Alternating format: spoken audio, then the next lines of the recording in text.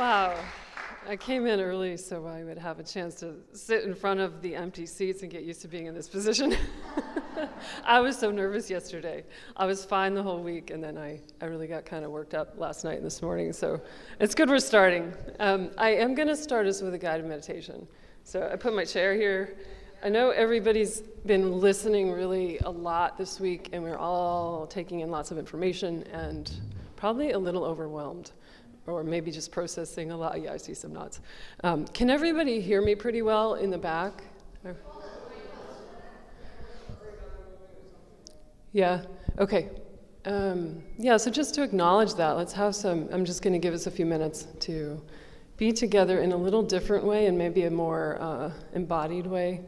All the listening up here and all of the chatter in the mind and so much stimulation from all of us being around so many more people than we're used to, I would imagine, for myself certainly. Yeah, so just have some breath here, and if it feels good, maybe close your eyes. And yeah, I need this too.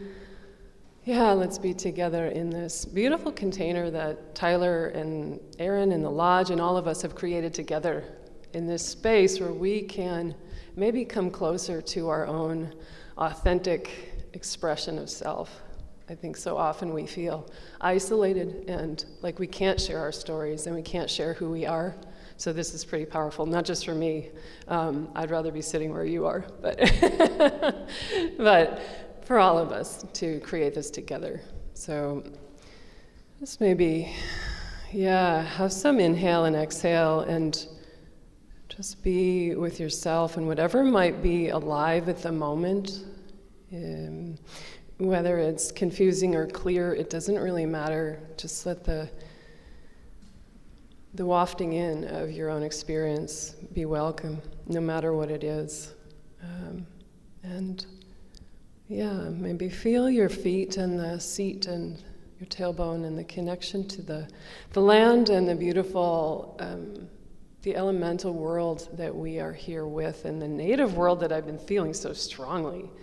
Native people have been with me all week in the etheric form, so I'm really giving thanks to that presence too here. And yeah.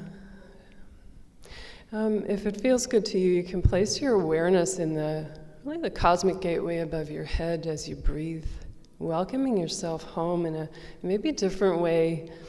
You might imagine or feel or sense or know a bath of light coming down through the crown of your head, and let that just move like liquid nectar through you from head to toe, moving through your third eye, and your skull, bathing your brain, and the base of the skull, the occiput, the chakra there, maybe softening the face, and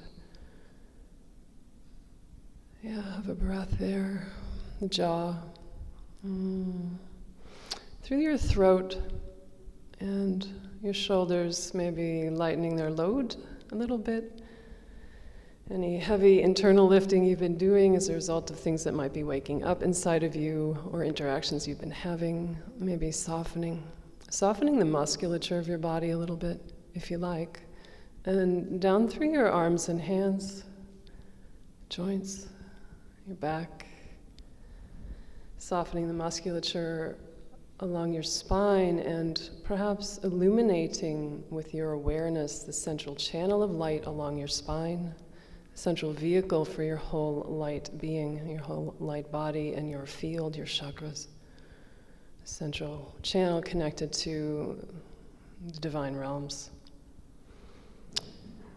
Maybe feel your heart, if that feels good to you, noticing what might be alive and present in the heart, and just maybe receiving some nourishment for anything that might be paining your heart or joyous in your heart, whatever it may be. Nothing is unwelcome. And down through your organs, your viscera, just breathing, letting your body be maybe soft and open, if that feels good to you. Any place you've been tight and maybe taut, tense. And letting the breath rise and fall and the prana that it delivers, yeah, just like that. Yeah, let your belly be open, and the solar plexus, sacral plexus, all through the soft tissue of the belly, pelvic floor, joints, and the hips, and down through your legs, your feet. Feel perhaps that you are filled with light from head to toe. Like the higher self, or maybe a galactic self coming in from above, filling the envelope of your skin, and helping you come home to whatever it is that you've maybe lost or forgotten. And just rest there. If it feels good to you, you can also let the base of your spine connect down into the earth, if you like. Take what you need, leave the rest. And maybe feeling all of that energy, maybe a quiescence radiating out through your field in local and non-local space, and maybe feeling the potential of expansion of your own energy and how it speaks, unique vibration that belongs to you. Like I said, letting yourself come home. And anything you've forgotten, being allowed to journey back to you in just the right time. Yeah. Just like that.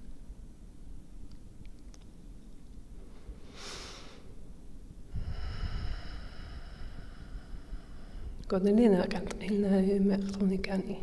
Kachimulakanani klina. Kanani talacho. Alene shanete.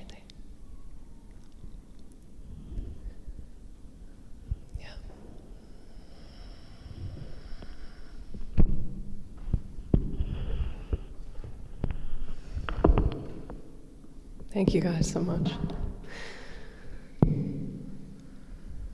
Yeah. So, thank you. I'm about to feed you more information.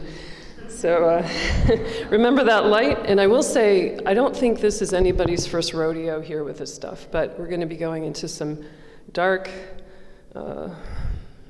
wells coming back out of them. And some of this is could be a bit triggering if you were brand new to this. Like I said, you're probably not, but just maybe somebody online who's listening for the first time, whoever it may be. I just like to give that disclaimer. I do touch on some things that could be potentially disturbing. All right, thank you all for coming. I think I've said that. This is pretty magical, and I'm so honored to be here. I'm going to give one little announcement of my own. I had a couple dreams in the last couple months in which I showed up at this conference, and there were kids, a lot of them from my elementary school in New Hampshire. And I want to say, if there's anybody out here, online or otherwise, that went to Maine Dunstable Elementary School, contact me, because we need to talk. Yeah, that's all. I just thought, those dreams are coming for a reason, man. And they were grown up. They're grown up like me. They were in the programs. So, and with this, just to give an overview, I was guided to give really a lot of the early beginnings of my story, things with my natal family, which are very taboo to talk about and difficult for me to talk about, but it's needed. And we'll go into Mars and, my 20 and back, and we'll hit that. I was taken to the 20 and back when I was 9 in 1982, in the fall of 1982, but so much led up to that. And I would be leaving out such a huge part of the story if I didn't include my earliest life with my parents and other, handlers, I might say. And I think, I was really asking to bring in what would be most useful to people in the audience here and our online viewers in the future. And I know that this overview is going to help unlock some folks. And the reason that I'm going to go deeper into some of the family stuff is because some folks are hung up on getting into space and the space memories, when if you go into this, and this is not for everybody in the room, but some particular people I was receiving these messages for, go into the family stuff. There's stuff right in front of you that you're not seeing. That is my story, too. And I will say, there's just a couple things I'll cover before I go into probably my father. Anybody know much about my dad? Probably, okay. then it's good. You guys don't really know my story, so it's good that we're going to start kind of in the bare beginnings. What follows here, I really did sign up for at a soul level. I really did. I think I came in to experience this, to recover myself, to not die in the programs, and to become a voice of disclosure. And so all the things you might find harrowing that I'm going to talk about are part of the journey of what I came here to do. So I did go through a period in which I felt myself to be kind of a victim of all of this. That's fair from a 3D perspective, but as I kind of aged and grown and matured with how I view this, it's very different. And I work in the Akashic Records as a seer, an intuitive, and a channel. That was light language that came through. Wasn't planning that. And in the Akashic Records, we're always looking at the journey of the soul and what is the intention over lifetimes of what we're doing here. So it's no surprise that I have a more, I would say for myself, a refined understanding of this big, big journey I'm on. Yeah, wow. I also, this is something that I don't share much about, but I do have what I identify as a self aspect, an Andromedan aspect on a light ship, a Light Alliance ship that I have a counterpart up there, or a mate, you might say. His name is Tyrion, he's from Procyon. And we wanted to understand a lot, as much as we could, about the galactic slave trade. And thence giving us a deeper meaning about why I signed up for this. I came into this body so we on the ship could learn what the hell was going on with the slave trade that the Draco were running. I'm going to talk a lot about that too. So I hope that gives a little deeper perspective about this. And just to say a few words about memory retrieval. Yeah, Tyler at the beginning said, did you get this through regression? And I was like, no, man, I wish hypnosis would work on me. It doesn't. So in 2012, I was hit by a car on my bike in northern New Mexico. I was out on a training ride on my road bike and had a concussion. And after that, it was like 1,000 screaming prisoners were let go in my mind. And my life turned to shit. It opened compartments in my brain. And I think at the moment of impact, it like let loose everything. Even though I didn't see it all consciously or remember it all consciously, all the memories that I have slowly been unpacking, it was there at a subconscious level and became much more accessible to me. But after that, my life fell apart, and I got on a spiritual journey because I didn't know what else to do. And that saved my life. And the spiritual journey led me to meditation, which is where a lot of the memories have come back, in deep meditation. It's part of what I do every morning and evening.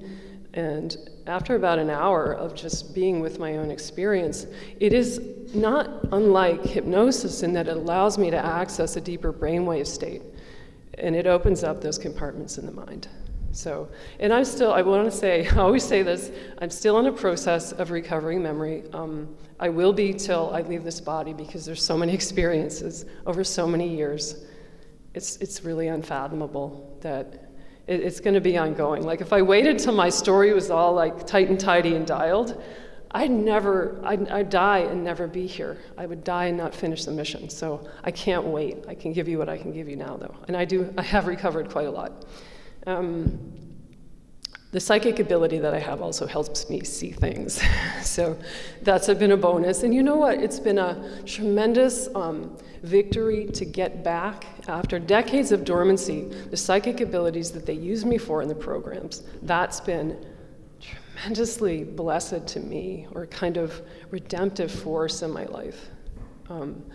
They want us kids because they can build us out psychically, but if we already have it, man, we are like a little gold mine, little kiddos who have the psychic ability and come from very traumatized backgrounds, maybe have particular bloodline affiliations. You're wanted. You guys know what I'm talking about.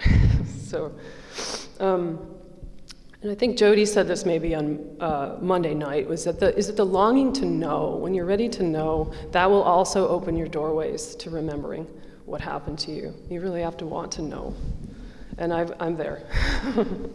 I think in the very beginning, I got there kicking and screaming, wanting to know and not wanting to know in a way. I think you guys can relate to that, those of you who have experienced abduction or many other things that go with that. And again, my father dying 2 years ago really opened up the floodgates. He was very much responsible, from a certain perspective, for me landing in the secret space program. Let's talk about that. Yeah, I tend to get a lot of memories back when people who were in some way responsible pass out of the body and transition into what we call death. So my father, yeah, he was in the military, in the Army, doing clearance work back in the 60s, Vietnam, Southeast Asia, and worked with the CIA. When I was born, he still had a secret clearance, and he was moved up to top secret with a lot of access to sensitive compartmented information, which is pretty. He told me that under duress when he was in hospice before he died in 2020. I didn't actually know Dad had a secret clearance, top secret clearance, or what he was doing for almost 50 years of my life, and I feel so stupid. It was right in front of me. We were never to ask my father what he did for work, where he went, where he traveled all the time. He did, again, on his deathbed, tell me he was working with NASA, the CIA, other alphabet agencies, and a little bit he alluded to what he had done. He was a specialist in satellite communications. He was an aerospace engineer, and eventually was working, he was in the Navy and then worked for Lockheed Martin. So it probably gives you a pretty good understanding of where this all came in. And both my parents were in the military, yeah. So, I think it was just last year, late the year before, I was given several visions in meditation that I didn't want. It was my father sitting with a table of Navy guys in suits and 2 grays, and he was signing papers for me. I believe this happened before I was born. The vision was given over several days, identically to me, and I was like, holding my eyes shut and my ears shut because it really fucked up my life. The suits were saying to him, "This is for the betterment of humanity." They were handing him the papers and a pen and saying, "Sign this." This was for me. So when other people have asked, when did you give your consent? This happened before I was born. I think the whole birth of my brother and I was planned in what I call the MyLab family breeding program. I think my father was taken into the programs too, and I'm pretty sure my brother was. So that's kind of a lot. I really had to sit with that information about Dad for a long time. Like it landed pretty hard. Yeah, I think it still does. So let's talk about that. MyLab family breeding program. I don't have a better name, that's just what I call it. It's sort of the preordained nature of some of they bring people together to make babies to take them to space. I mean, that's kind of a blunt and crude way to put it. My parents had nothing in common. They met in '65 in Fort Monmouth, New Jersey. They were married a month later. I don't really understand it. Yeah, let me talk first. I'll go into my mother and all of that. There's some deep, dark, scary history there. But Dad, how do I say? Why do I think he was taken into the programs? Let me cut to that chase pretty quickly here. I suspected this for a long time. I was asking this to my higher self and my guides. Can you show me something about this? I know this. I know he had psychic abilities. I know he had experiences with extraterrestrials. He didn't call it that. He called it out-of-body experiences, flying, and other people who visited him. We don't know. Back in, I think it was January, I had a dream experience in which I was back taking care of my dad like I did before he died of cancer, and he was in his recliner with his head kind of lolling off to the side in an uncomfortable position, and in the dream, I go and I put my hand on his heart, a gesture of tenderness, right, but also a gesture of like, are you breathing, are you alive? In that moment, I see a ship, a low row of lights close to the horizon, and I wake up in my bed screaming no as I'm falling back very abruptly and almost violently back into my body. It was one of those triangular craft.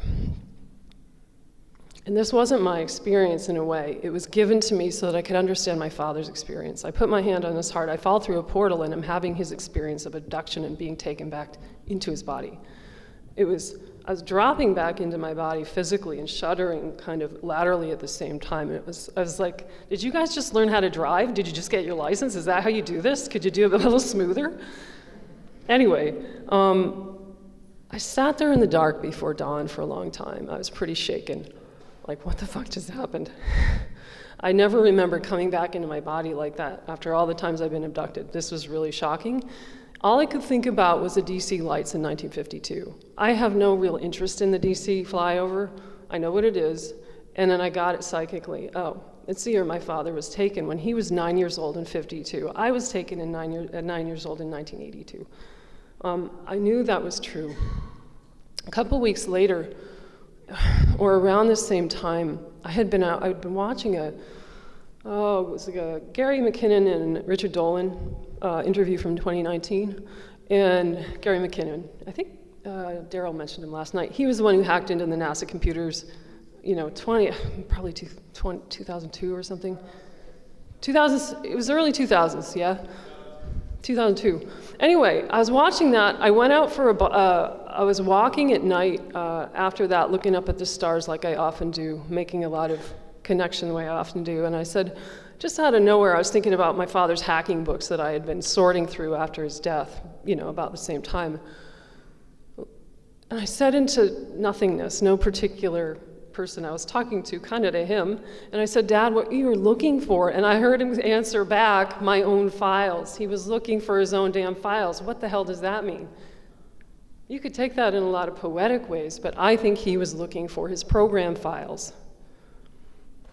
He was a hacker. He was a lot of things. He could do anything with a computer, anything. So I have a lot of reason to believe. He fit all the starseed characteristics. He grew up in an orphanage. There's blah, blah, blah, blah, blah, blah, blah, blah. They wanted him to. It's interesting in how they will often, the Dark Lords of Depravity that run these programs, consortium, they like to make the victims the perpetrator. The system that they have devised runs best when they can make the victim a perpetrator. And that's what I think happened to Dad. He was deeply stuck in the system that he was working in, and also a victim to it, even though from a certain perspective I could say I was victimized by his acquiescence to what they wanted. So there's a view on that. Yeah, my brother has psychic abilities. He doesn't ever say it like that, but I know he also had out-of-body experiences. And we talked about some things after my father died. Mostly he said, who was Dad? Who was he? He was a mystery man. We don't know. My brother was the one who said, do you remember, Rebecca, when we were taken into testing at school for ESP? No, I don't remember that. Do you? What else do you remember? I don't remember that. He also remembers going up in a plane with my godfather, Mr. E. Mr. E took me places that I'm going to talk about shortly. I don't remember going in a plane, but that was helpful information that you can get from... My sibling gave me some confirmations that I really wasn't expecting but really needed. And one more thing about my father. I think he was working on mind control back in the 70s, the early versions of psychotronic weaponry that connect with people through satellites. I found some papers after he died that talked about controlling mass psychology through implants in the brain. These were written in his own hand. He detailed some scientific formula and mathematic equations. Yeah, talked about the angstrom spacing between neurons in the brain. I remember looking at these papers, and my mouth was like open wide, like my jaw was on the floor. So I think he was both mind controlled and also working on mind control technology. I can't really prove it other than that paperwork and what I see intuitively, but I will offer you that. I guess I have to talk to my mother? I said I was going to talk about that. You know, I was so nervous, and I realized this morning, because like my 5-year-old child was having a freak out and just wanted to hide in the closet and run away. It's about this stuff. I never talk about this stuff in interviews, ever. I've mentioned, one of the things I'm going to say here, I've only talked about once, and it was in my very first YouTube video in the Bringing Light to the Darkness series. And I was a wreck when I talked about it, so hopefully I'll keep it together. But I could skip all this, my mother, but I'm not going to, because it's contextual information that somebody or a few people or many people in the audience need somehow. I'm gonna get a drink.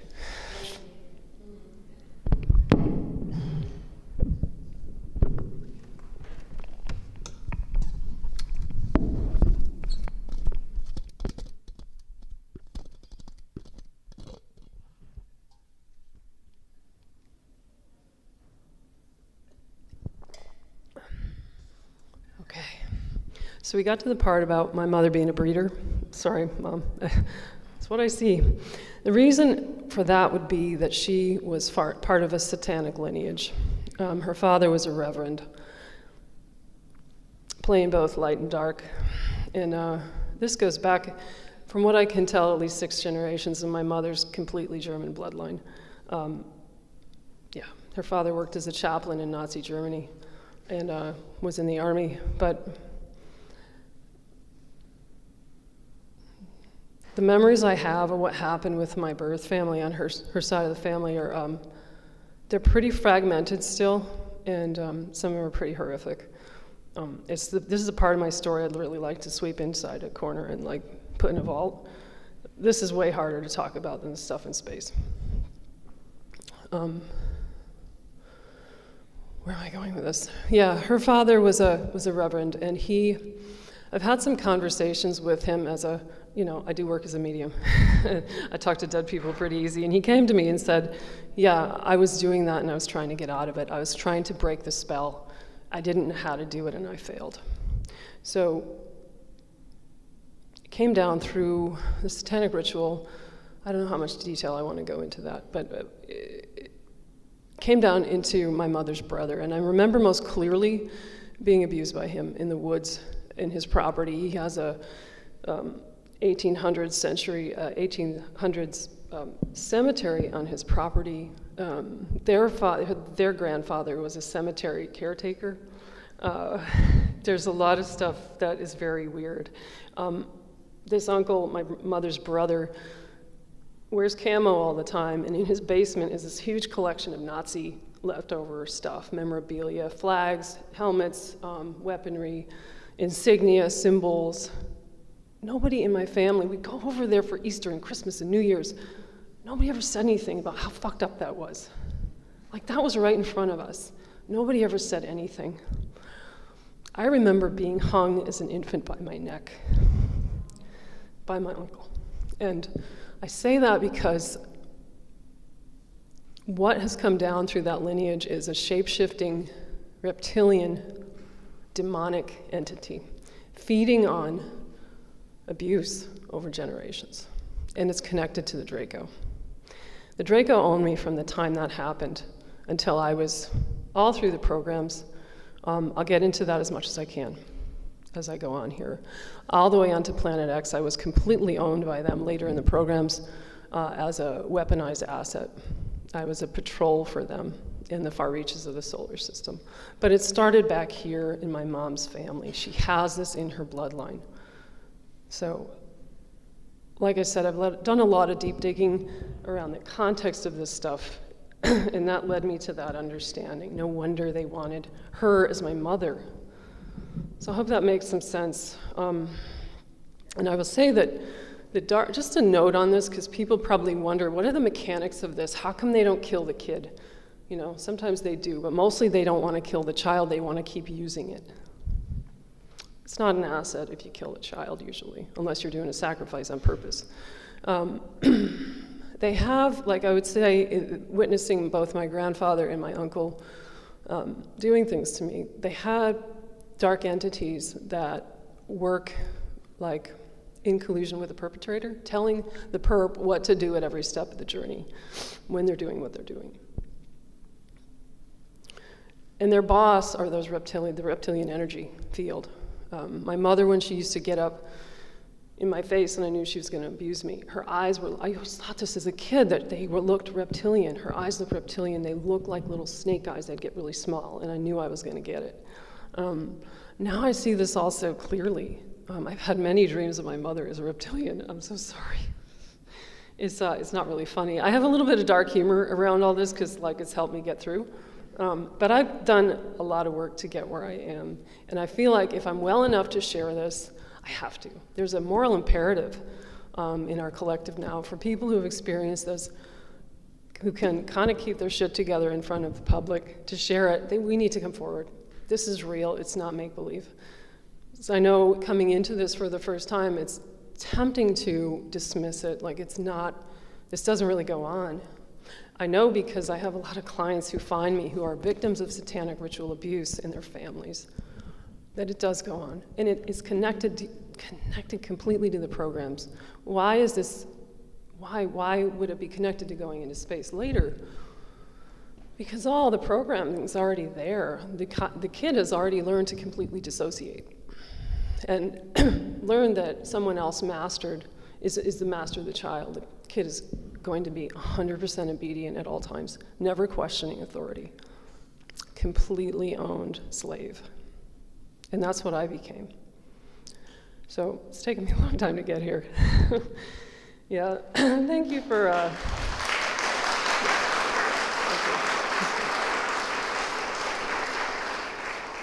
yeah, wow. Thank you. Thanks so much. So, yeah, that was, the main point was really the connection there can be between ritual abuse and of different stripes and the programs being taken into space. So I do see that I'm almost becoming a researcher with all the people who come to see me as clients. And what I find out from their stories has given me a lot more information too. So I appreciate everyone who's come and the work I've been able to do with others. And that I'm well enough to work with others and actually be helping people. Yeah. I would also say I want to connect this whole dark part of things with my mission. I know, and I understand this now, that part of what I'm doing, and especially talking about this, I could keep this really hidden, that would be fine, but it's helping unlock the light in this lineage without me becoming embedded in its darkness. So that's a clear part of why I feel compelled to share this particular information set. So thanks for listening. We have one more person to talk about, and then we can, I think we can go to the moon. Yeah, I'm losing my voice a little, hang on.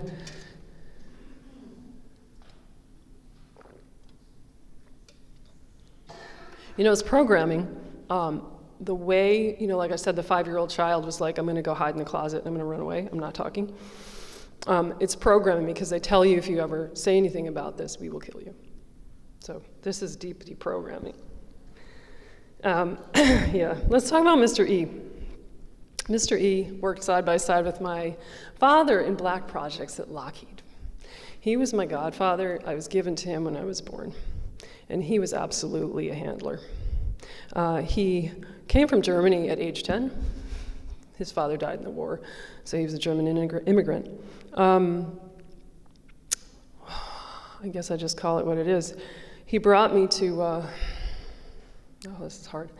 Yeah, wow. Thanks for bearing with me as I go through the dark parts. It's going to get lighter when we get to other places, relatively speaking.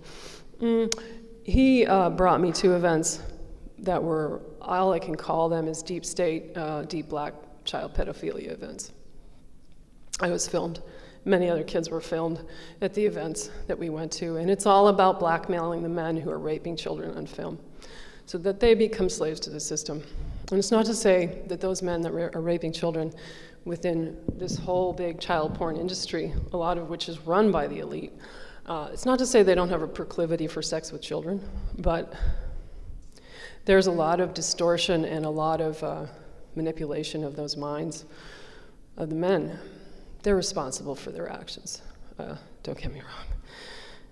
But there's so much that I see inside of this that is so depraved and so inverted. And that's been why, of course, you know this, that it's been able to thrive for so long. Child pornography is a multi-billion-dollar industry, and I'm really curious what that is funding. Space program stuff, I don't know. I mean, things to think about. I remember going with this was what my brother was saying. Do you remember going up in the plane with Mr. E? Mr. E had a private pilot's license. He came out of the Air Force with a clearance, secret clearance. He had a private plane. And I remembered being driven places by him until I was 7 years old. And I'd be taken into I just remember it as a basement. I don't know actually where I was. I remember leaving my mom's house one time in particular, getting in the car, leaving, driving down the hill. My mom's waving from the front door.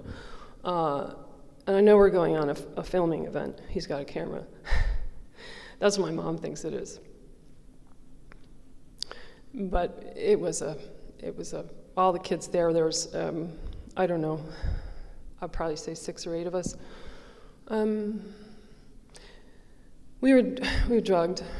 They use hypnosis. This is why I don't really do well with regression, because it's been used for very bad things. And I won't submit to it. Maybe that'll change. And what I think the drug was probably Rohypnol, which has been around since the 60s. It's we call it the date rape drug. It makes you have complete amnesia and forget everything that happened. But I remember being raped and sodomized in ways that are highly deviant and extremely degrading. And again, they know what they're doing. And that was the first time I ever saw a child die. It was at one of those events. And I think that's why I'm actually here talking, because I saw children die. It's not about me. I'm still living, so I have, again, a moral imperative to tell the story. I saw a child die, and they filmed it, and it was sexualized. This is what goes on. Yeah, there's things that I wish I could unsee that I can't. And that's sobering stuff, I know that. Like, and I said, I could leave this out of the story, but I feel like it's important for the collective that this stuff get aired, not just for me, who cares, it's not my singular story, but all of this. It gets cleared. Actually, we begin to bring light. The light we brought in, and this is the beginning of this, is getting embraced. This stuff is being embraced by that light as we tell this story, and you guys hold space for this to transmute and transform. So I saw children die in the programs. I saw it at Montauk, but this was the first time. There was nothing left of her body when they were done. That's hard to hear, but it's something I will always live with and never forget.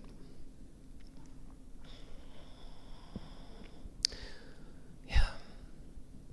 And it feels good to, after 45 years, I mean, this happened, I was born in 72, this happened when I was this was 4 years old, so 76-ish. These events went on for a while. A long time ago, but there is a redemption in this. That little girl has come back to me. So thanks for listening to that. Somehow it's important to tie all this together. Mr. E was very much a part, too, of all that ended me up in space, I feel.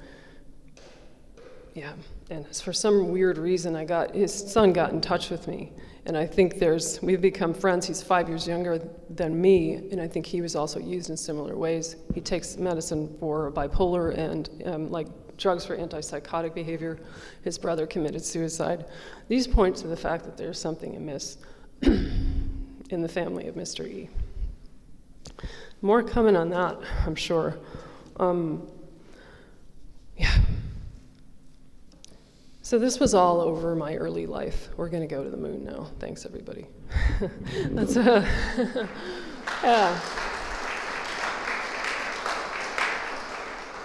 Thanks for hanging out with those difficult parts of the journey. And like I said, there's people out there listening who are putting together a story, and this is going to help. This is going to help. I'm always happy to tell this if I know this is going to help somebody.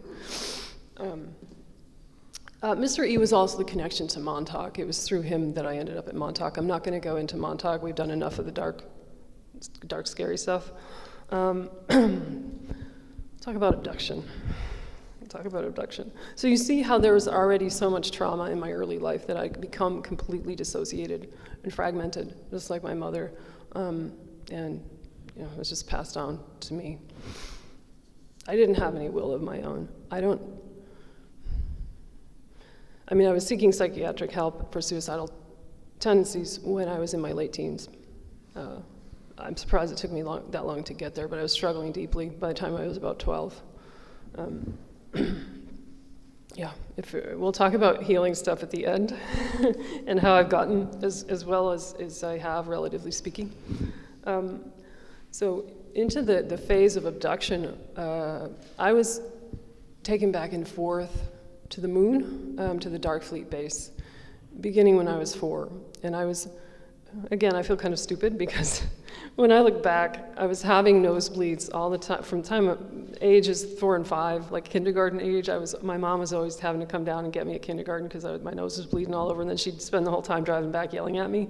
And I was always waking up with my head at the foot of my bed. My clothes were on weird. My jewelry was gone. My clothes, the bed clothes were all over the place. My mom would say, "You're a really messy sleeper. What's going on in there? Like, why don't you come check on me? I'm getting abducted." But all I would really remember was waking up mute and trying to scream, and I couldn't move, like I was paralyzed. And a lot of that was abduction. And a lot of it was going to the moon. I remember insectoids coming around to get me, working with grays. The grays were ubiquitous in my early life. I didn't really talk much about them. Sometimes I wake up in my early life, like 3 years old, and they'd just be standing there. Like, they weren't even doing anything. Like, what do you guys want? They'd just be standing there, tall grays. My father had an affiliation with tall grays. Sometimes he'd be with them. There's a lot to that story. I probably need to go into that now. Let me talk about the Dark Fleet base. What were they doing with me? What was the point of that? This was not a 20 and back. Here's another anomaly, and we could call it, I don't know, like Jackie's experimental programs is similar, because I was taken back and forth. And initially, let's talk about the Dark Fleet base itself, at least in the day, and what I remember, was Germans, Draco, and Greys working there. And the part of the base that I was working in was a massive galactic slave trade hub. They were cloning and doing a lot of experimental projects and hybridization type stuff.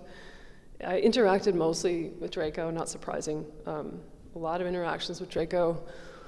And they were honing my telepathic abilities at the beginning. It was sort of like light duty, introducing me to what went on there, showing me captive beings. Eventually I was given a job in which I was supposed to befriend the beings, a lot of which were benevolent beings, kept in, I remember them being in caged beings. And they were doing, like I said, genetics, DNA stuff. I was supposed to communicate with a being, befriend them, have nice conversations with them, if you like, telepathically. But what I was doing was getting their DNA information and taking a snapshot of it with my mind. It was ferried back to a central computer and kept there. It was data, getting data. I always felt like I was betraying those beings, and I was always sad. I don't have a good sense of the time span at which I would be kept when I was taken in and out. I remember going to a substation underground from my bed at night. It just felt like going to a day job. And I'd be taken, I remember being strapped in, like, a roller coaster thing where you're kind of, you got the straps like here, and like some kind of, I can't tell you, I would suspect it was a warp drive propulsion system. I don't know. I used to think maybe this is all astral abduction. The problem with that is all the weird misplacement of the body coming back in. I'm not really sure. I'm hopeful that it could be just astral abduction, but with all the other memories corroborating a physical journey, I don't think so. There's a lot, isn't it? Yeah. At some point after I was taken out in 78-ish, I was taken to Montauk. And after that, because I was so broken and fragmented in just very precise ways after that they could use me for what I would call heavier duty as opposed to light duty on the moon at this base with all the scary labs. And the more advanced job, I guess I could say, that I was given was I was operating jump gate between the moon and Dulce, New Mexico. And in my earliest time coming out and I was talking about the moon, I didn't realize that I was actually talking about Dulce, because I described in some early interviews what I had seen on the moon as very much redolent of what I had heard about at Dulce. Come to find out, yeah, the memory came back that it was actually a jump gate from that base into Dulce. And that's where I would say the dungeon, the deepest dungeon, was in Dulce. That's where they were doing the deepest, darkest, dirty work. And on the top side, the moon is where the coming and going and the trade were actually happening.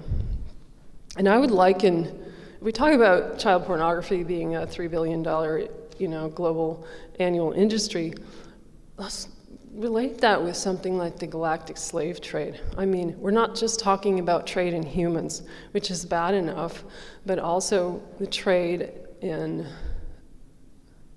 things you can't imagine. I mean, beings, extraterrestrials that are captured and then traded off. Maybe they're experimented on and hybridized. Things are done to them. Maybe they're cloned, whatever, and they're traded to other groups. Some of them go off world, out of our solar system. It's a huge industry, and the Draco Empire, at least at that time, was getting very rich because they were bosses. Draco are present anywhere. They're honcho. They're in charge. I mean, the Germans were there, the Greys were there, but they were not. I always felt like they were just sort of. The Germans had their power, right? But the Draco, there's nothing that compares to Draco. I'm sorry. They're fearsome, and they're top dog. But it's quite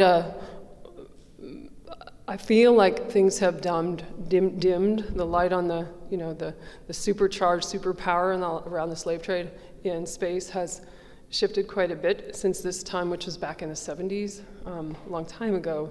Changed for the better. So I'm hoping that that's the case, and that there's not as much illegal trade going on with all different kinds of beings, not all of which are, how would you say, the star formation. Some of them are not like a head, 2 arms, 2 legs. There were plasma beings that didn't really have their I don't know how to describe them. I don't really have a frame of reference, but they weren't like bodies the way you and I have bodies. It was a little different. A lot to that. Let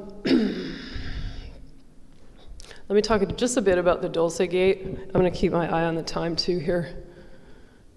Okay, we're doing all right. I must be racing along. Am I going too fast? Going too slow? Oh, thank you. All right. Oh God, Dulce. Yeah. So why did they need me to work the Dulce Gate? Child's frequency. Yeah, I was you could say a telepathic cargo chaperone. Cargo being what was being created down in the Dulce lab. They wanted to get it topside to the moon so they could barter it, trade it, make it part of the system of the industry. So things can get lost in interstellar space, interdimensional space, if the gate is not worked properly. And I realized too that the reason they sent me back and forth to the moon so many times was actually training my biology to not come unglued, to be able to handle going through the jump gate over and over again, which isn't good for human biology. We're made to be on Earth. We're made to be kind of here on Tara, and that's our biological, that's where we do best. So as a child, really, it's like the jump gate is like, you walk through that door and you're on Earth. Say this is the moon. You walk through the door, you just left the planet. You didn't know it. It's like you're walking into the bathroom in your house, like, wow, I didn't even know. And that's why the memory's coming back. I didn't recognize it at first, that it was actually going into the Dulce base. And the reason that they also needed me was that because the cargo was, I would say, defiant of many of the laws of nature, pretty, how do you say it, inverted experiments they were doing. And you can call the jump gate kind of alive.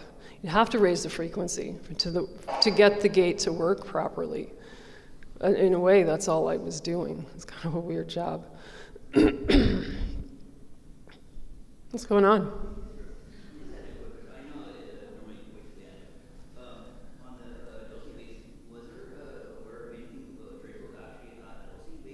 Sorry? Was there a Draco at Dulce base? There may have been, and what I remember mostly are grays. Yeah. I was very much in a place of like, I mean, I was like fractured out of my mind and very dissociated, right? So I know I would just be like doing this and like, don't ask, don't tell, don't look at anything, don't feel anything. I'd just be looking at the ground. I mostly remember grays and very dim light that had an orange cast to it and a lot of stench, a lot of, like if you could smell depravity, yeah, you bet. Just because I don't remember it doesn't mean it's not there, I don't know. So, wow, yeah. What else could I say about that? I mean, I'm not going to go too deep into Dulce. I'm taking you guys into some pretty dark places, and I think we need to get a little lighter. But just to unpack that a little, because it's pretty anomalous as far as taking me, the backy-forthy kind of thing, I didn't get that for a long time, and then it made sense when I got, oh yeah, it was training my child's biology to be able to withstand the rigors to the human body that those situations would present. I do remember, I'll always remember this, a big Draco, speaking of Draco, on the moon saying to me, here we have everything we need to create the perfect human. Yeah. So does that give you an idea about the Draco agenda and the whole New World Order? Yeah. We're going to get into the super soldier program. And we'll talk about that. Control of human beings. I swear there's light in here. We're the ones bringing it. Yeah, I have an awesome memory on Mars we're going to talk about. I'll save that. Awesome, really happy memory on Mars. So, no, there is that. And like I said, I'm also going to talk about my healing journey and things like that. That'll be helpful. Okay, so Mars, this is a whole nother thing. It was finally, after being put back from the moon, I wish I could tell you how many times I was taken to the moon. Like I was abducted so many times, I don't know, and I don't have a sense of like, was I just gone a few hours? Or was it a few days? What happened? I don't know, I'm still working on that. Working on a lot of things. So, age 9 was when I was taken. It was September 1982. I was about to turn 10. I remember being taken out of my bed and looking back, it's like you're being sucked out the wall. I know this is like a weird way to explain very high technology. And I was looking back through the window and the light was on in the kitchen.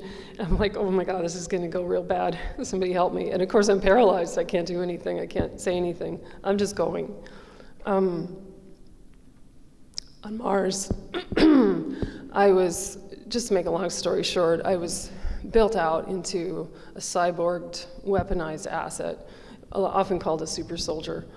I prefer to call it a Delta combat slave, which is more to the point. Some super soldiers sometimes can be a little bit, I don't know, in my mind it's a little bit glamorous. There's nothing glamorous about this. It's very degrading. And this happened over many years. So I get to Mars, I'm 9 years old.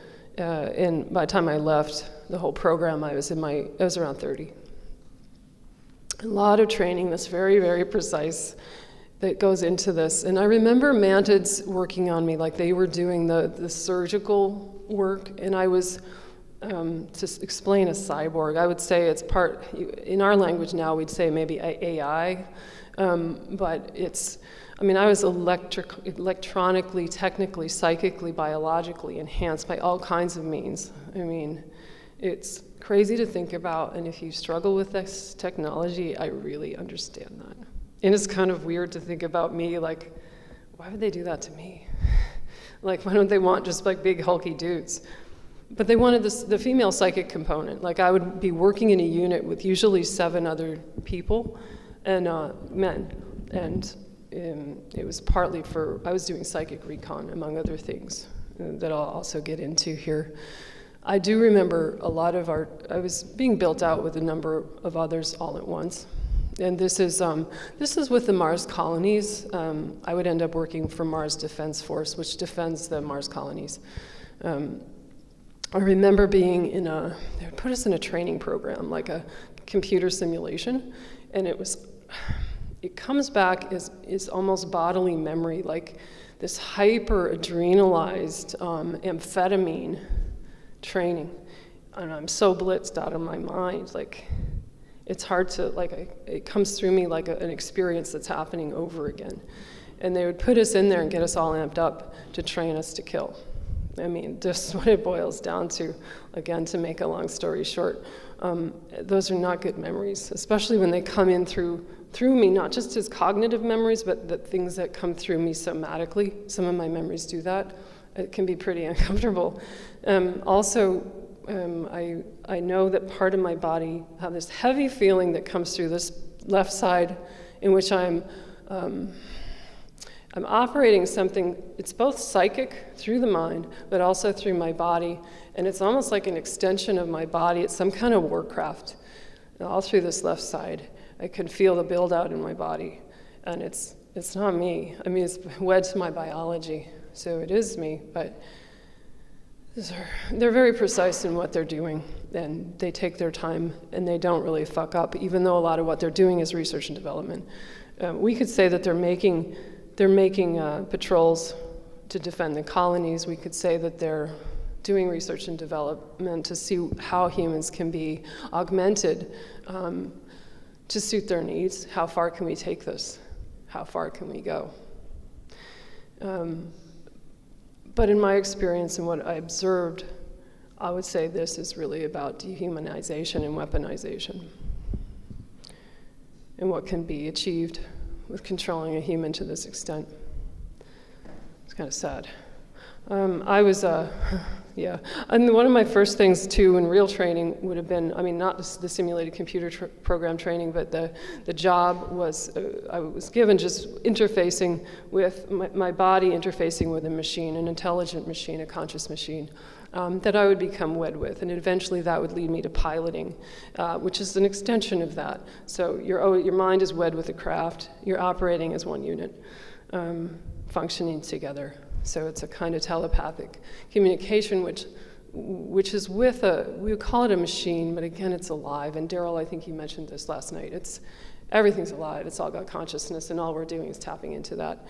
I remember the first thing I was actually piloting on Mars is a really weird memory. And it's like I'm driving this clunky old Army Mars retrofitted helicopter. The thing is like a piece of shit. Like, you get your first car, and it's like this, like back in the 80s, I got this like $500 car. It was like that. I'm like, oh my God, this is what we're driving? Is this all we can do with all these big budgets we got for these programs? I don't know. So I do remember that. I loved flying. That's a happy memory. I mean, man, I love flying. Love flying. And a lot of times I remember being on patrol by myself. Like, this was peace. You're always wired back into Central Command, man. You're not gonna like take off and like fly away. You're never gonna do that. But it was pretty cool being able to pilot. So, let's see. Yeah. Oh, the suits. Yeah, the suits. First off, I would say about, just to get inside the mind of the super soldier, Delta slave, is to have no fear, no mercy, and no will of one's own. Again, we come upon this again and again, the no will of your own. That was my experience in all these programs. I'm being controlled and mastered 100%. That's hard to really be with, I think. It's one of the more subtle and problematic components here that I have struggled with. But that's what the programming is about, the mind control programming, the trauma-based mind control is about bending you to the will of the controllers. Yeah, I was just gonna say about the suits we wore, man, those things were high tech. Daryl again touched on this last night. We have some common themes. I remember the cloaking technology very well. I had a black suit with a little mandarin neck, and it's kind of tight. It's totally tech I can't even begin to describe. It seems temperature controlled. I was never cold on Mars. I remember being hot, and I remember the sun being really bright and a lot of wind. I was on ground patrol a lot. I was in piloting as well, and on patrol that way. I do remember the cloaking technology particularly. I always felt like it was like vaporizing, like we could just vanish. And I remember we were out in our unit of 7 with Defense Force, just patrolling, and one of those big spiders came up over a hill. And all the guys I was with had their cloaking technology on, and somehow mine malfunctioned. And that spider killed me. And I remember being face down. It was like a, how would you call it, directed energy weapon, and something inside me was burning. And I was dead, just dying. And I remember being face down in the sand, and my consciousness was there, wondering where to go. It's a bit sad. And I remember, I don't know if I said this, I was cloned many times. Once they build you out to a certain extent and they've invested all this time and money on you, they're going to clone you and trade you. It's money. This was a clone body that died, but still it was, the consciousness, my consciousness was very much awake and wondering what to do. So this took me into a whole other thing of like, wow, what, I remember dying several times. There's multiple deaths that I recall, and those deaths have made me live this life better. I mean, not to put a, happy face on everything, but to say, like, having lived through that there so many times has given me an understanding in which now I think I take more risks and am more tempted to just live the life that's calling me. That's really beneficial, if I want to say I got some gains out of this. Anyway, let's go into twinning. How about that? This is a little bit of a ride. And these memories, when they came back, were hard on me, and they still are. Back on Journey to Truth, there was an interview in which I was on with you guys, and it was Tony and Johan and myself. And you guys asked me a question. You're like, did you ever have a counterpart, or like did you have a pair? Was there a partner? And I'm like, no. Well, last fall, yeah, I did. I didn't know it at the time. I wasn't lying.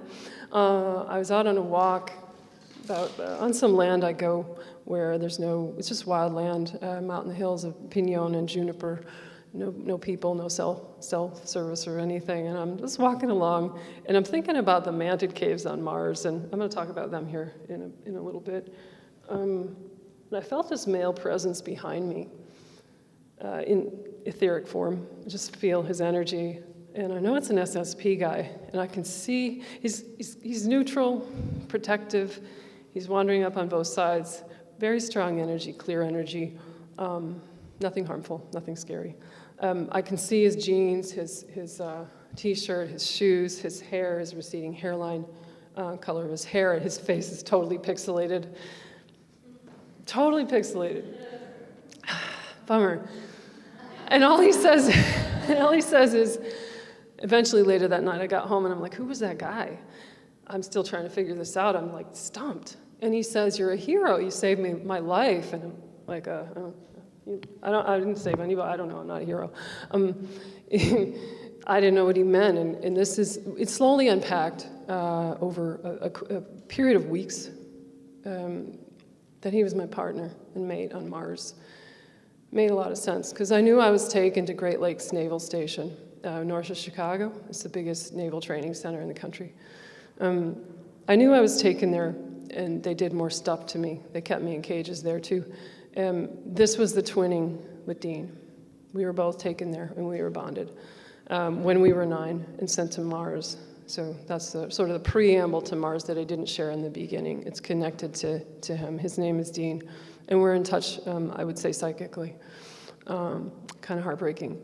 The twinning is completely out of the Illuminati and Nazi playbook. They trauma bonded us. They sexually mated us. They psychically mated us. And they would torture one of us and make the other one watch. And pretty soon they would make us torture each other. And on it goes. I won't take you down that dark road. They made us love each other. They helped us to want to protect each other. They ignited the human heart in us deep inside the bowels of these programs. They made us care. Why is that useful later? Because you're on a mission and you're working together as psychic recons. That's what we did. And if you love somebody in the mission, it's going to be successful. You're inside each other's mind, you're inside each other's body. You know what the other person is thinking. And when Dean and I communicate now, sometimes, and I've never had telepathic communication like this, I don't know who said what. It's like I said it or he said it. It's the same person. It is very eerie. He's pretty messed up right now. But he came back to show me my own memories. And our memories are wed together, and so is our healing. It makes me sad. It's like somehow watching somebody you love be tortured is worse than receiving it yourself. And with this, I began to understand that there's nothing in the programs that they won't do to meet the end of control. And their experiments in controlling us. The Mars colonies have been said to be run by psychopaths, and this is when I began to believe that. When we were older on Mars, things got worse. And I want to talk about our recon missions in the mantid caves. In the end, he was made to kill me.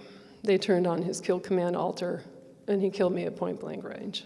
And that is straight out of what happens in the Illuminati programming. This comes down through the Illuminati families, and eventually one of the twins will be made to kill the other. It's really sad. A clone body. He was incarcerated on Mars and framed for my murder. And it was all a setup. It's a lot to sit with. So this is one of the memories that is still really tough for me because I know Dean is struggling, and I certainly have. But I'd rather know than not know. So we have a shot at healing. We unlock each other's healing, and there's a lot of light in that too. So this is actually more common. I started researching this. You can always look at Joseph Mengele's experiments on twins in Auschwitz in the 1940s. They copied this from there. Twins feel each other deeply.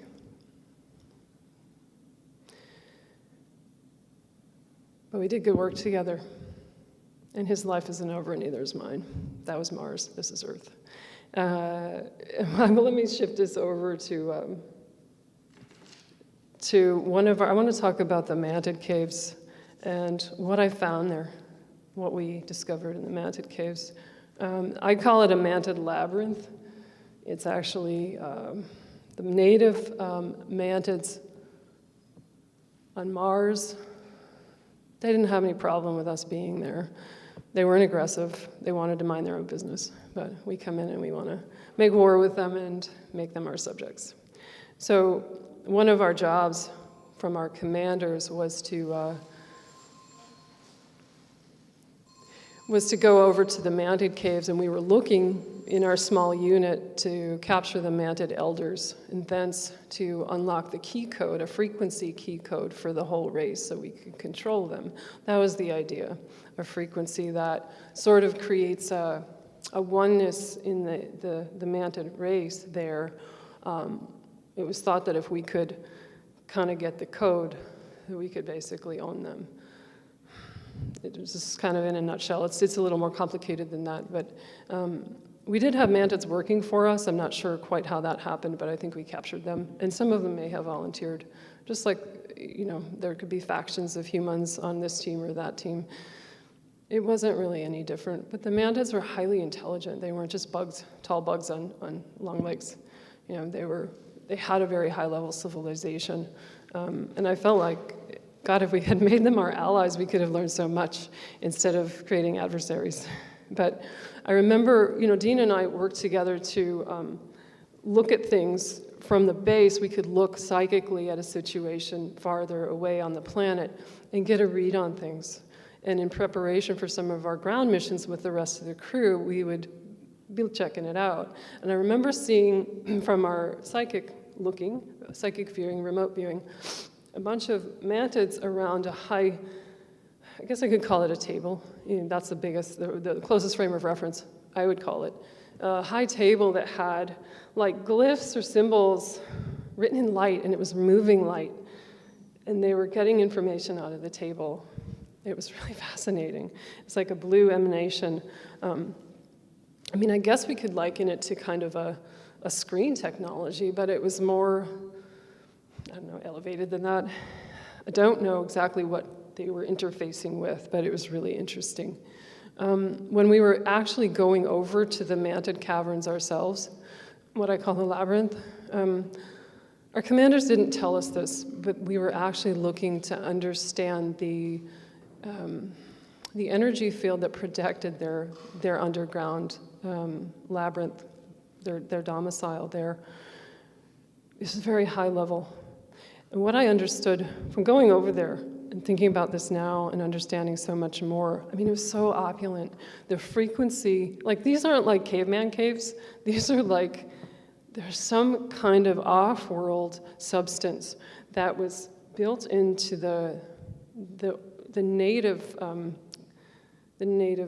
want to say Earth, the native rock and stone and dirt of Mars that they had, the caves had been sculpted out of. It was wed with that, and it emitted a frequency of pure light. It was like crystalline. It was so beautiful. And it protected them. And if you entered and you didn't have a certain frequency, it could kill you. Our commanders didn't tell us that when we went over there, ostensibly to go hunting mantids, that we could get killed. They wanted to see what would happen to us. It's really interesting. But what I would say is that those, I understand this now completely, that the mantids, while they've been on Mars a long time, actually came from somewhere else and took up residence. This is the frame of reference. I will use this. I don't like to use someone else's terms, but someone else has called them the ancient builders. I would call them ancient architects, ancient creators, ancient engineers, and alchemists. They left that a long time ago. These people, this group, this consciousness, left a lot of different, very high level, incredibly high level sophisticated structures and technology throughout our solar system, and this was one of those places. I'm very glad I got to go and check it out. It was phenomenal. And not like walking into a crystal cave, like it was more, you wouldn't see it with your eyes, but you could feel it. I could feel it. So that was one of the ways that we were working together, and kind of an example of some of the things we did. I don't have, and I struggle with this, so I talked about Dean killing me. It was his alter Neil. They turned on his kill switch, kill command, and activated the killer in him. The thing is, I had the same person in me. I had the same alter, and that's something I'm really working hard to integrate, because that is hard to, I mean, it's so hard to consider what I was made to do, which was kill likely benevolent beings. As a super soldier. I have trouble remembering a lot of battle memories as a result. I do remember being ambushed by a bunch of rogue mantids in our own equipment. They had some land cruiser type, like tank-ish sort of things, and in our aircraft too, one night, I remember them raiding the base. They almost destroyed the whole base. I do remember that, and I remember we were all taken by surprise by the mantids that night, and I remember just neon explosions in the sky and being down, like my left leg is all blown up. I remember, they were running by me saying, run, man, we're gonna die. And I'm like, I can't run, my leg is gone. I don't know how that ended, if I was put in a regen or if I also died there. But that's a very vivid memory. But it's not one in which I was a combatant. It's not one that I was on offense. So I'm still working with that. That's going to be a long time coming. But I think as Dean and I are able to do some work together, it can come back together. Like I said, my memories of combat are bound up with him because we were fighting together too. And protecting each other, protecting the team, protecting the base. A lot. Let's go into that happy memory on Mars. It actually doesn't end that well, but it's all relative to what we've been talking about, right? I didn't really make it out of this one alive, but I'm bringing this back around to Daryl. When you talked about you called them Amish reptilians on Mars, I was like, dude, he remembers that. I remember them. They picked me up. I had crashed on patrol. I was just out doing my thing. And I'm just surprised they let me patrol by myself. Was I special? I don't think I was special. I don't know exactly if I was shot down. I might have been. Don't have good memory of why I crashed. It could have been the old junky craft I was in. I crashed out in the middle of nowhere, and I remember being taken back by these reptilians on Mars who were native. They were short, kind of round, don't think of Draco, nothing like the Draco.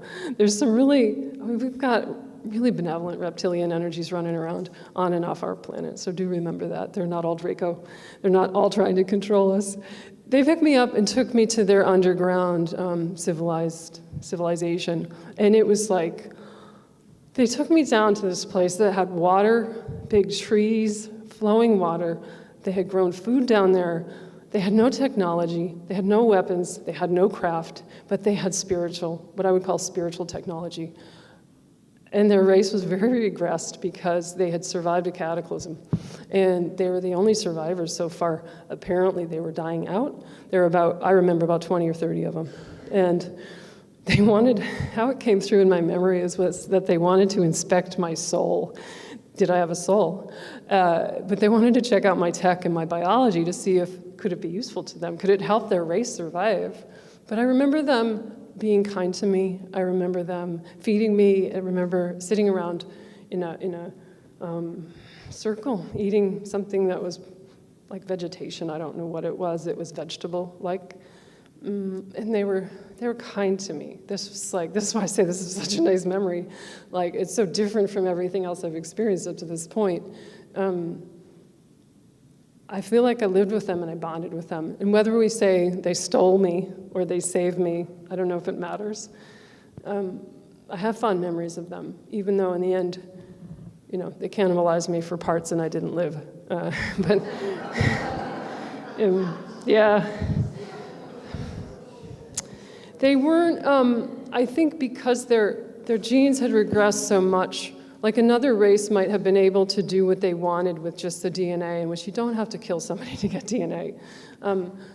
They didn't know how, that's all. They weren't, I've described them as not being the sharpest tool in the shed kind of thing, but it wasn't because they were inherently stupid. They just didn't have their genes had regressed. But I would say, what they had going, this is a beautiful thing. They were relating so beautifully with the spiritual energies of Mars, which is alive just like Gaia and Terra. This planet, all the planets have an intelligence. They were working with that intelligence to create underground exactly what they needed to live. Such a lesson for us now. We've become very separate from the Earth energies. And we can learn to do that here. How are they having a light system and water underground on a planet like Mars, feeding themselves, sheltering themselves? In a way, this is very high intelligence. So, you can describe them either way. But I've wondered, even just in the last couple months, I remember waking up in the night and going, what happened? Did they make it? Like, what happened to that group? I want to know. I could feel like how I kind of care about what happened to them. So, something precious in that, to have just a couple good memories, the memories of piloting and the memories of this group who were nicer to me than anybody else had been up until then in the programs. Yeah. I wanted to share that. It's pretty special. I'm going to check the time again. Okay.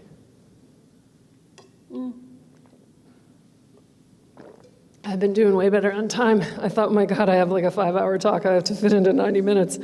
I'm going to take us out to Planet X just briefly here and wrap up with this, not entirely, but as far as describing space stuff. Toward the end of everything, when I was built out and sold off, I was sold off to the Draco, which we talked about in the early beginnings. I did say that I felt like they owned me from the start.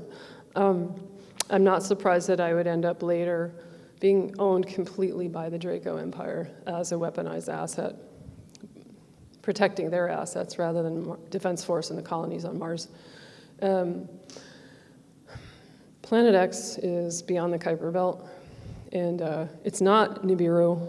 As far as my memories tell me, I don't have a memory of this being synonymous with Nibiru. Just to clarify, this would be our 10th planet. if you want to describe it like that. I don't remember being much on ground on the planet, but we were protecting the Draco mothership. And at the time, again, this was a huge, Planet X itself was a massive slave trade hub, galactic slave trade hub. And the Draco, this is a huge planet. The Draco had complete control of it and a portal at the center of Planet X at the time. Like I say, this was a long time ago.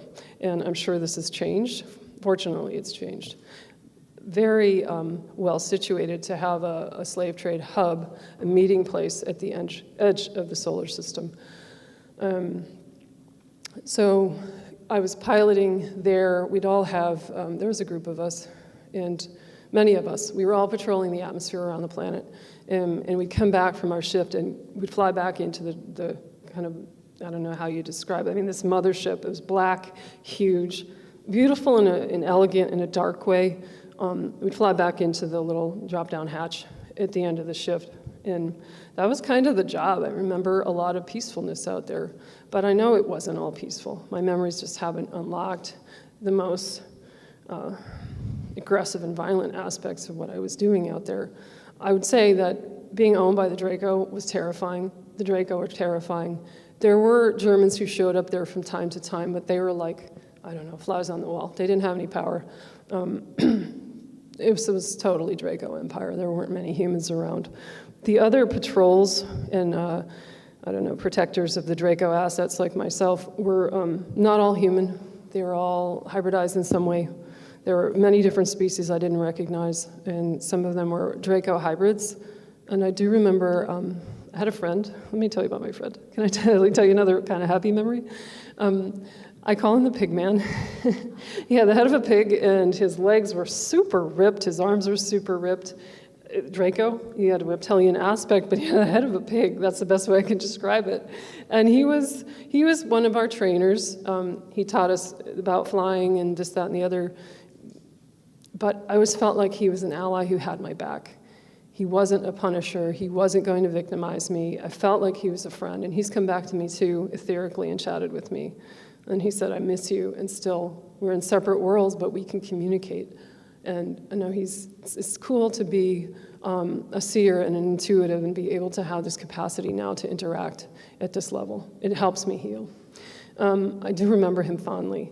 But the Draco are so big and so scary. You just they come by and you just kind of look at the ground.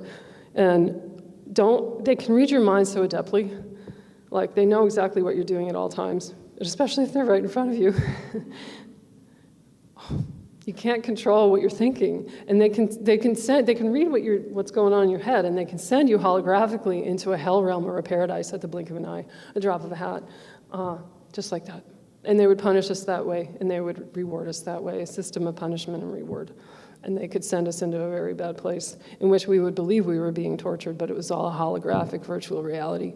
Wow. But they could also, I remember being sent into a very lush place that felt Lemurian. I mean, it was such a treat to be able to, I don't know, do a good job and get to go away for a while. Our food was holographic. I remember eating holographic burgers with onions, pickle, and lettuce, and I would oversleep and get in trouble.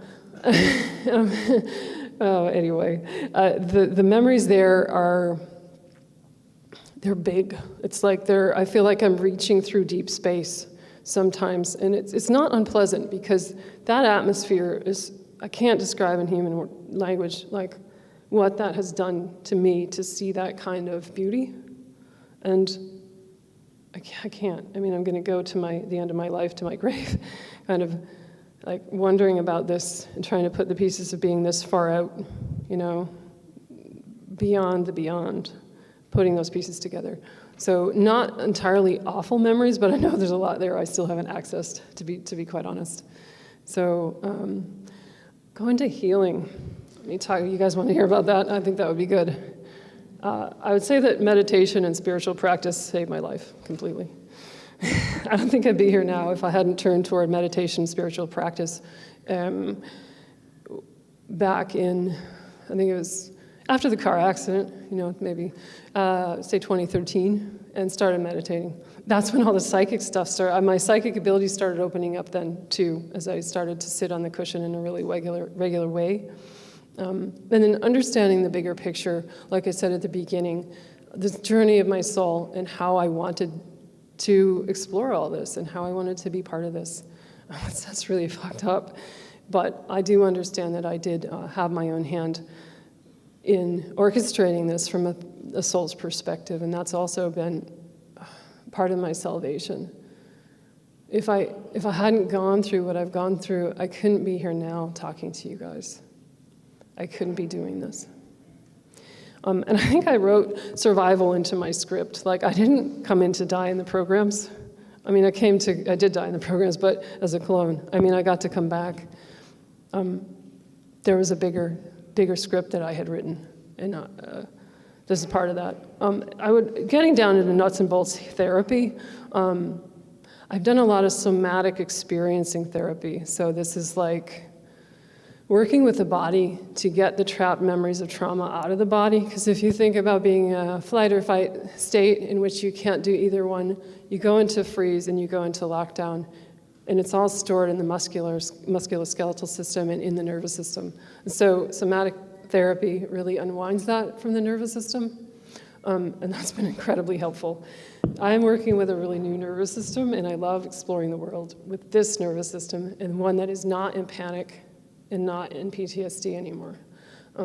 I also have worked with a functional medical doctor to get my cortisol levels down. I had really high cortisol, and it was causing me health problems. And that happens when the HPA axis in the brain is always responding to danger that's not there.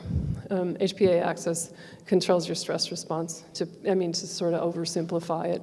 And so with his help, I've gotten those cortisol levels down, and I'm much more regulated. That's been awesome. And then I could talk more spiritually about two of my favorite guides. Father on my left, mother on my left, mother on my left, father on my right. I have parents from a previous lifetime with the Crow people who introduced themselves to me in 2018. They've been with me every day since then, and they've been huge in my healing. I wish you could see them with me. They're here. They make me cry, and they've taken such good care of me. They're the family I didn't have. Oh, bye.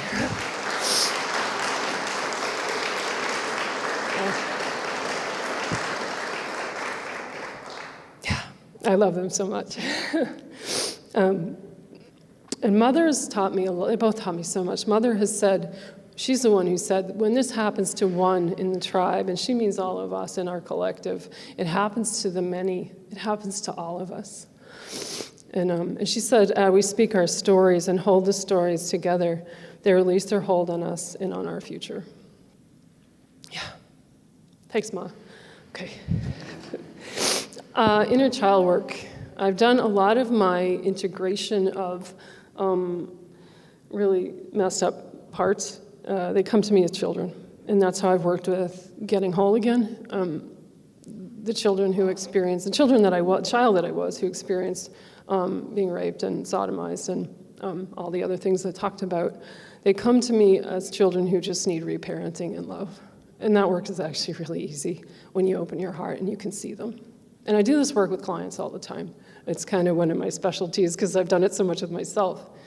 It's powerful work, and I would call it a kind of soul retrieval, actually. It's, don't write the work off with the children. You know, I always think, well, we might be tending to minimize it, but it's such big work, it's such important work. Even if you haven't gone through the programs, you might have a little part that needs some help, and that can make us whole again. They've been left out in the cold a long time. For all of us, we've grown up in a traumatized world. We really have. And lots of us didn't get what we needed from our parents and our caregivers, even though they tried. So they're waiting for us. It's been really profound to work in that way. Yeah, coming out with a story has changed my life. That's been healing. Incredibly healing. Yeah. So this actually is the first time I've spoken to a live audience. No, certainly not the first time I've spoken about this stuff, but it's also very, I think it's liberating. And the work I've done to help my bloodline in a way. Like my healing helps the lineage I was talking about, to get this stuff out and to get this to end and to stop with myself and others in the family who are not carrying on the tradition. That's huge. So I hope that gives you a little bit of a blueprint about what I worked with personally. And also I've been journaling for 30 years. I got a lot of books I'm lugging around. Journaling has helped me, and it's also helped. It was how I started to channel, was through journaling. I was like, what am I writing? This is not me. It's just like angels coming through. What's happening? I don't understand this. Yeah, I've done a lot of my processing work with just writing. I think for a kid who was so shut down and so silenced and never had anything of my own, certainly not my own voice, the journaling was really helpful and simple tool. So those are things that maybe resonate with you or maybe don't. And wow, I made it through all of that. Thank you.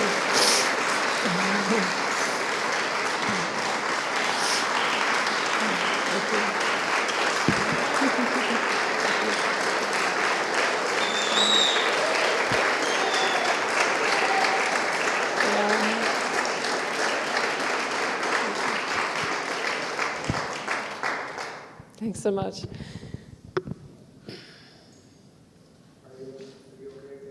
You bet. Yeah, I did so good on time, man. We got like 22 minutes. Yeah.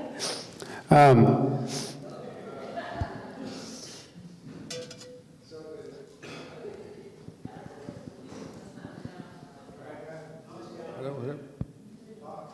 Am I supposed to talk? Hey, what's going on? Yeah, I'm talking. Hello. The twinning that you talk about. So they pair them. We hear this a lot, and I think there might be multiple twinning programs, not just the one you're talking about, but even the one you're talking about. Do you think they still look for somebody who have spent past lives together for that connection anyway? So even though they're like trauma bonding you, what if they know there's already a soul connection? Oh yeah, you'd be even better. Yeah, Right. They would. Yes, very much. If there's already a soul connection going way back, then they have to do less work. Mm-hmm. But so my point is, just because it's trauma bonding, and I would still think it's possible to heal that, and you can still have a relationship with that person, even though you were forced to. Oh yeah. Yeah, I agree with that. Yeah, definitely. Yeah. That was all. Yeah. Jim. Rebecca. Somebody have a Kleenex? Wipe my nose on my sleeve. Bring me a tissue. Thank you. Awesome. Oh, I get two. Yeah, Jim, go ahead. Yeah, well, thank you very much for your perspective. There's so many facets to the SSP, and what you bring is a very different facet, and it's very helpful to me personally. And as a client, I'm very appreciative of your work in helping me develop, and your videos. I'm really getting into them and learning about the inner child and very valuable things. So my question is, it's just a detailed question. I have memories of being stationed at a place near Pluto. So I wondered if that would be similar to what you're talking about. You said you were beyond the Kuiper Belt, Planet X. Yeah. So Pluto would be closer to the sun and to Earth. But there's a lot out there, Jim. There's a lot. So, do you have pretty particular memories of? Are you trying to figure out where it is, eh? Yeah. Yeah. So I just keep getting like near Pluto. So I thought moon of Pluto or something. But when I heard you speak today, well, it could be in the Kuiper Belt. There's a lot of Kuiper Belt objects. Yeah. It could be. It could be. There's a lot. There's a lot out there. You say. There's a lot of junk in the Kuiper Belt. Yeah, but no, it's gosh, there's so much out there. Yeah, I'm curious where you were. What do you mean by junk? There's a lot of stuff. There's Kuiper Belt objects, things that have exploded, things that are just debris, thank you. They're trying to figure out what's in the Kuiper Belt. We don't actually have the science that really can pinpoint everything just yet, but there's a lot of stuff out there. What I was going to say is that a lot of times, I was on bases, suborbital substations out in, I didn't talk about this, but in the back of beyond, it points in the solar system that only had a numeric coordinate to name them. So what I want to say is there's a lot of places that don't have names we recognize where you could have been. Oh. So not necessarily Neptune, Pluto, Moon, Mars, we know those names, but keep on that. Originally, I didn't know where I was at these, I was kind of a lookout, and I was like, where the F am I, man?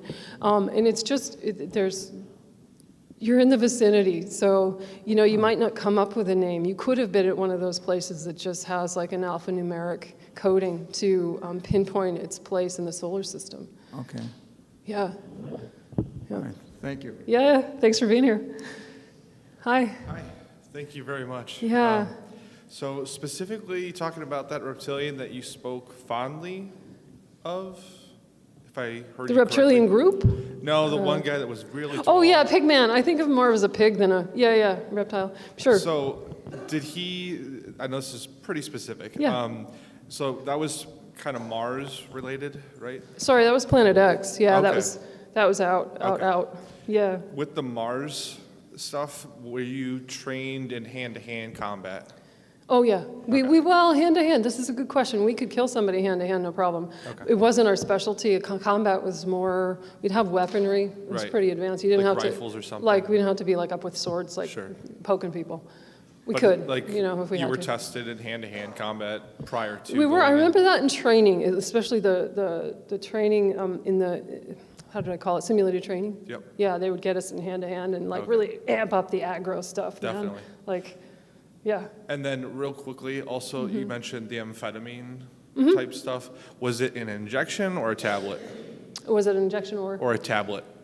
I don't know. They may have just done it implantation Okay, or gotcha. some kind of analog. It wouldn't actually have to be. It probably was, but with their technology, it could be anything. Are you Absolutely. working with memories around that? Yep.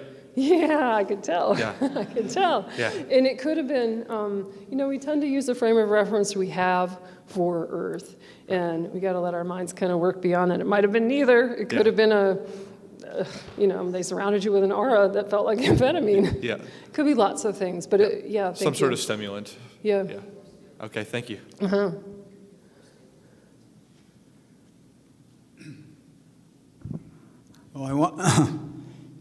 Excuse me.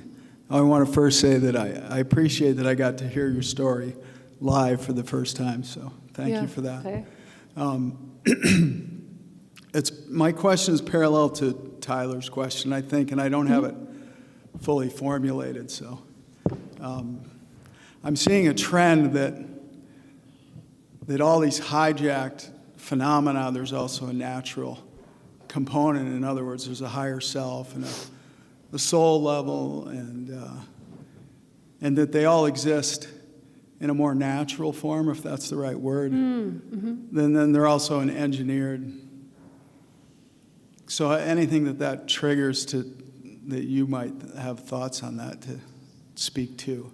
I'm trying to see if I understand your question. I'm trying to put it together still. Yeah, I'm trying well, to it can be say hard that there's a whole, and then there's a group of beings, obviously, that are hijacking things that are also natural. Say like a soul level, or saying splitting our higher selves into different components. There's also in a natural form, there's maybe 4 or 5 aspects of ourselves that are running around in different dimensions. Yeah. I hear what you're saying there. I don't know if I pinpointed your question. Like I said, I don't have it all put together. I Okay. just wonder if it triggers comments that would help me. If you're thinking that you have multiple parts that are doing different things, maybe, or that you have an oversoul that's got a program for you, or I'm not sure. Sorry if I'm not pinpointing it. No, I'm seeing that from the healing aspect, that in rebuilding all of these things and putting ourselves back together, that there's, like Tyler was saying, that if two of you had past life experiences or soul experiences, that once you heal this injured part, there's still a real natural piece of this. And I think that so I don't know how to ask a question about it. Yeah, 'cause I well, don't maybe have it was together. I think you're unlocking something for yourself as you're Yeah. speaking, and that maybe it doesn't need an answer. Okay. Yeah. Yeah. I think I know what you're trying to say. So for everything that's been hijacked, there's a natural component to it. So like Melody back there, she had a good theory that like the 20 and back is actually trying to recreate the reincarnation cycle. Like basically think about us coming to this planet, we live our life, and then whenever it ends, you go back to the same point you came from. And it's like they try to recreate that with the 20 and back. Yeah. There's a divine counterpart that naturally exists. They try and they hijack that. So for there's nothing, we're the best robots, like Tony Rodriguez said. Yeah, totally. We're the best Yeah. robots there are. Yeah. So any AI out there, they're trying to replicate us because we're superior to them. So for everything that's natural out there, everything they're doing, there's a natural, there's a polar opposite. And I think that's what you were getting at, something like that. Or even like, I've had intuitive people that I think aren't open to this sort of thing yet tell me, oh, there's some past life or something. And as I reflect on that, I realize it's not really a past life. It's a 20 and back kind of life. Or, yeah. So anyway, I think it's worth looking at that there's It is. natural source. It's kind of like how the one tree of life is really just a whole hijacked system of the whole thing that really only has two more components to it that connects to source. And that the one really exists inside of the other, so that all of this exists in and all of the this source-based system. Yeah. I'm sorry, I don't have it No, formulated well enough. I'm intuiting it, and I think it might be beyond the limits of our language too. As we're part of a whole, and that we're all like a past life could be. It's all happening at once in a way too. I mean, Well, we it's get like, into that. like our whole galaxy's fallen, and as a whole, we're reconnecting the whole thing. So it holographically goes through our whole system as well. Yeah, like totally. You were saying one of your Yeah. teachers was telling you that with the Native Americans, that I really relate to it that way, that it happens to all of us. But anyway, thank you. Yeah, sure. Hello. Hi. Thank you very much. You emanate like beauty, and I can see the healing that has It's big. Yeah, happening. thank you. And I already know the answer, but I just want to hear your expression of it because we had 4 days of lots of stuff, a lot of overload. Do you think there's a direct correlation of healing, integrating, alchemizing, which is actually liberating us from all of this control matrix and all of these programs? And will we reach a point, because the as above, so below, as in, with so without, how it all correlates together? Yeah, will we reach a point when we're like out of this thing? Yes. Yeah. Yes. And we're doing it. We are part of that right now. Like, this is phenomenally powerful, what we're doing right here. Everybody who asks a question, everybody who tells a story, somebody who's having a conversation in the hallway, this is part of it. There's things going on all over our planet that are, for lack of a better term, raising our vibration. We are doing it now. And it exists already born at the cellular level of our being and at the cellular level of this planet and other planets. Thank you. Yeah. Hello again. Like through your personal experience, communicating to extraterrestrials, the Draco and the mantis or the Greys, it's like through your personal experience, what was the main form of communication? Was it telepath, or was it Yes. Yeah. Telepathic. It's all telepathic. Yeah, it's You, all you don't right. need to move your lips too much. Yeah, it's all, yeah. Are you working on unpacking some story of your own? I'd rather not say. Okay, fair. Yeah, fair. But I totally appreciate it. But but you're just gathering information, it's like that. Yeah, So yeah. appreciate it. Thank you. Yeah. Hello. Hi. Thank you for sharing your story. So profoundly moving. And this isn't really a question. Just really want to say, I want to just acknowledge how many souls came in at this time to clean the lineage. Totally. And I got this awareness that,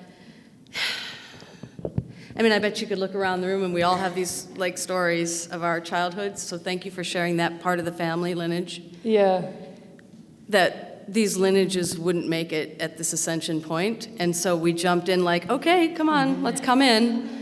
And we're here to lift that and cleanse it, and the buck stops here. Totally. And our children will not experience that.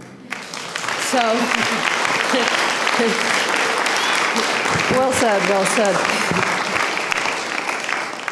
and while we're all gathered in the room, where two or more are gathered, so I'd like to just invite everyone to put their hand on their heart and just say, let's have a vision of a free world. Let's have a vision of a free world. Yeah. Let's let the truth ring out now widely across the planet, and let us all be the disclosure. We are the freedom, we are the truth, and thank you all for gathering, and thank you for sharing your beautiful story. Thank you.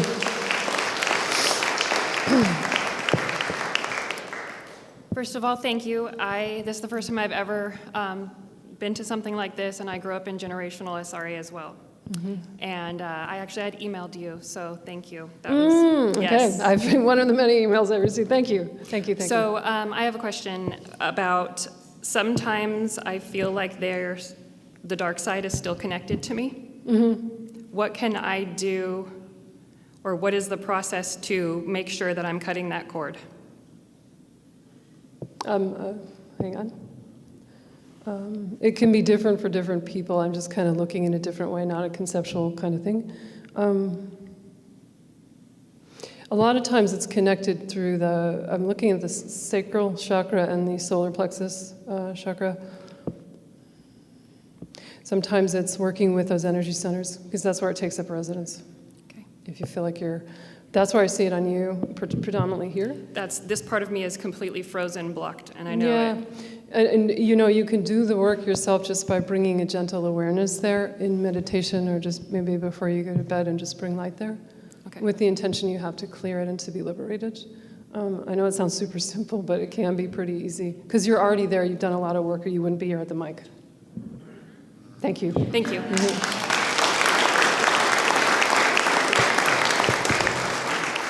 Hello, Rebecca. Thank you for everything that you're doing for the community. In your experience in travels, I'm sure that you've been aware that the American military has some sort of a super secret space program, manyfold, and that the corporate America also has factions out there. It would be safe to assume that other nations and other corporate economic situations are doing the same thing, correct? Yeah. Could you give us any testament as to how vast this problem is on our planet, and your understanding of how many of us are impacted, whether we know it or not? Good. I can speak to that was a few questions in once, maybe one thing. Yeah, it's big. It's big, and as my beautiful mother has said, if one is impacted, we all are. Everybody on the planet is impacted by the programs, whether it's the U.S. or China or Russia or whatever, Germany, whatever, it doesn't matter. We're all impacted. Of course, we know. I think you know that answer. I would say, I remember we were, as a super soldier on Mars, I was sent with a group we had kind of a timeline war with super soldiers who were sent in from the future. And I was dragged out into a Japanese programmed future where everything was totally AI. Point being, they didn't win. They didn't drag us out. And it was partly, what Tyler said, I think, before, we're the best machine. They had not been able to think for themselves. We won, human. But the point is that I remember interacting with the Japanese, of course, the Germans. I can't speak in you said in my own experience, and that's the best way to come in always. I'd never take a guess at this. I can't really speak to how many nations have programs.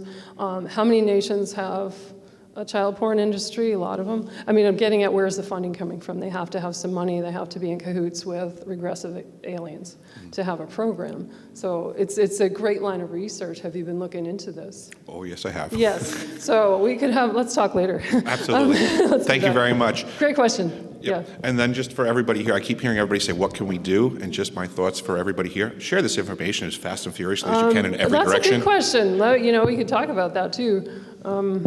Yeah. How are we doing? I think we're about done. Yeah.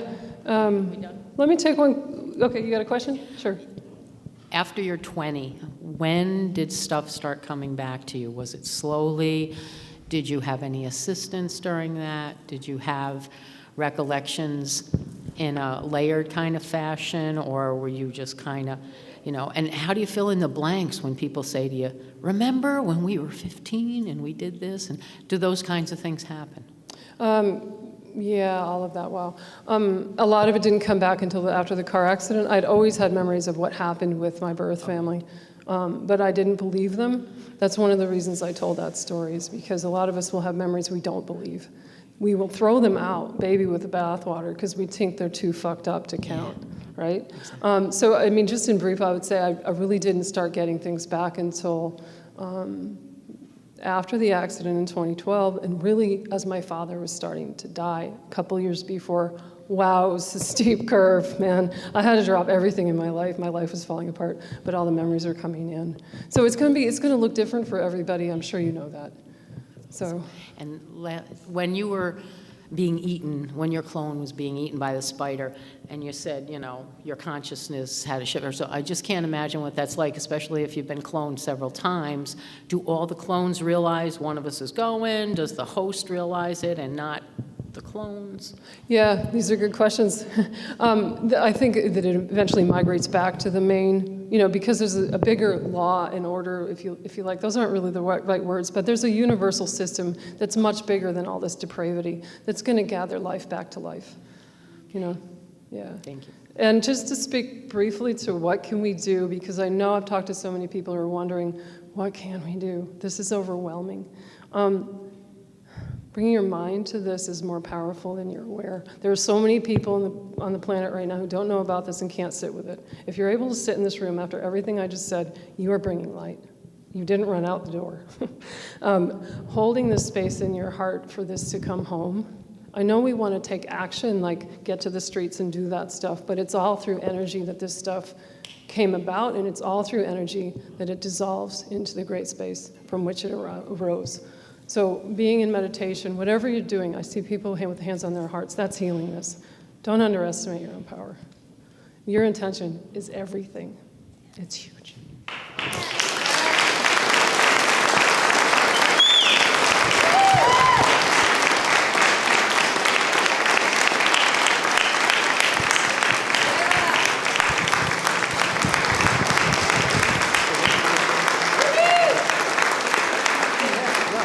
Wow. So I didn't even realize that this was. Can you hear me? Yeah. I didn't even realize that this was your first time speaking publicly. Live. I know, live. So that makes 5 people at this event. It was their first time speaking on stage. That's really awesome. I didn't even realize that. I should probably do something self-promotional. If you want to. If you want to check out my YouTube series, there's a really precious series. It's like the same kind of delivery here. I go way deeper than my interviews. Sirius Blue / Rebecca Rose. You can web search that and find the Bringing Light to the Darkness series. You might cry, but you'll also learn a lot of things. And my website, RebeccaRoseBarfoot.com. If you want to check out sessions with me, you can do that there. BARFOOT is the last name.